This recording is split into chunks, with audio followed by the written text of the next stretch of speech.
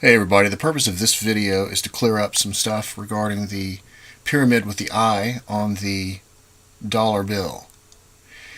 Now there's a lot of hype going around and a lot of fear being spread, just like there is on every single thing that I can find out there. It seems like every step of the way they have covered their bases to try to throw fear into people's faces regarding every single symbol you could find. From the swastika to the eye and the triangle, all these things that they're spreading as far as fear goes is BS. And personally, I don't care whether you believe this or not. I'm going to give you the truth. You can do with it as you will.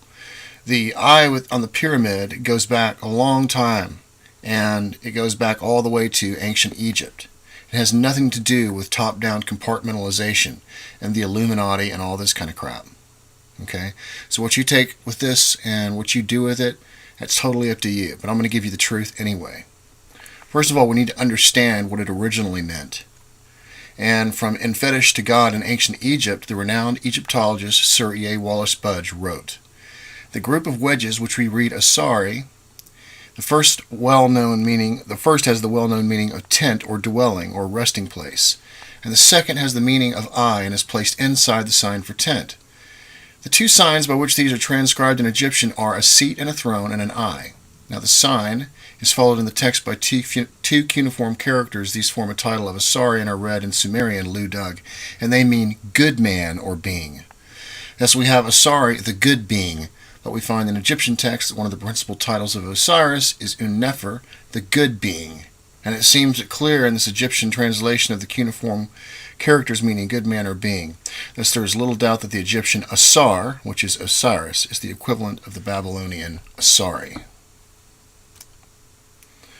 The pyramid with the eye goes back a long ways, and it refers to the tree of life. It refers to the area at the top of the tree of life. And this is why when we take a look at the Assyrian / Babylonian, which we still see the winged disc on either top, this is the tree of life that you see behind this modern tree of life here that you see that they're showing. And these areas that are lit up, like the wand where his hand is, notice it's the same level as the heart.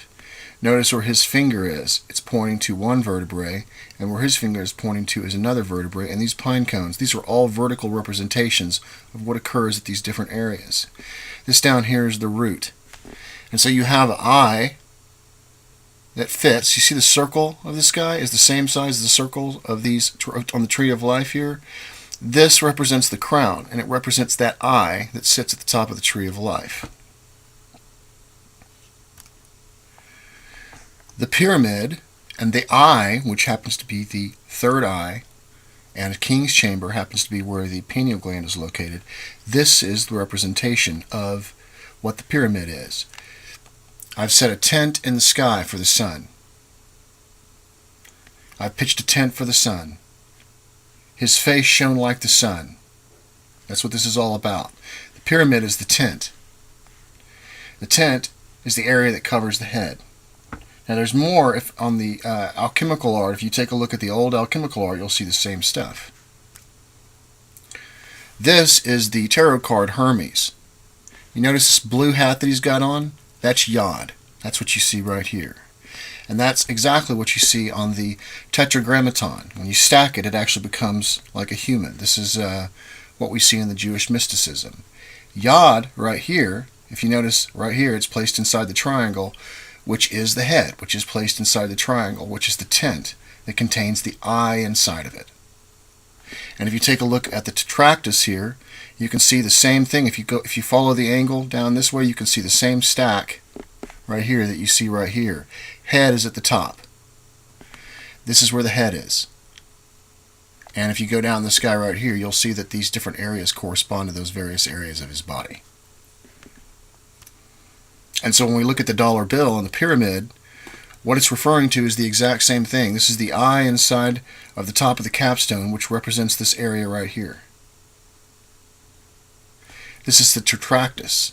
And so what is actually being presented here on the back of the dollar bill has nothing to do with top-down compartmentalization, like people have been spreading fear about. I'm not saying that that's not occurring nowadays, but what I am telling you is that this symbol has nothing to do with that at all. This eye right here also represents the black hole, and it also represents the primordial point, which things disappear into the unseen universe. God is the infinite. And so up here, at the very top here, we move into the infinite. And when we listen to what Blavatsky has to say, it says that the peculiar architecture of the pyramid shows in itself the drift of the metaphysical thought of their builders. The apex, which is the very top, is lost in the clear blue sky of the land of the pharaohs and typifies the primordial point, lost in the unseen universe from whence started the first race of the spiritual prototypes of man.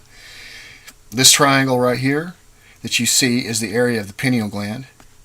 And if you see this right here, this triangle has the same slopes as the pyramid. The one that Klaus Sedona found has the picture of Orion on it. It says the Son of the Creator comes. And this is the eye right here, and it represents the primordial point where things disappear. So it has two representations. It has a representation of God, because this is the primordial point moving into the unseen universe, the infinite, of which is God. And it also has a representation of the head, because Yod represents the area of the head. And that's what this eye is right here. It is the eye that is inside your head, which refers to the third eye.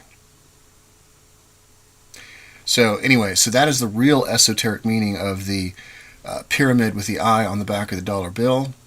And so I wanted to put this out there for you guys anyway. I don't care what you do with it. I just want to give you the truth.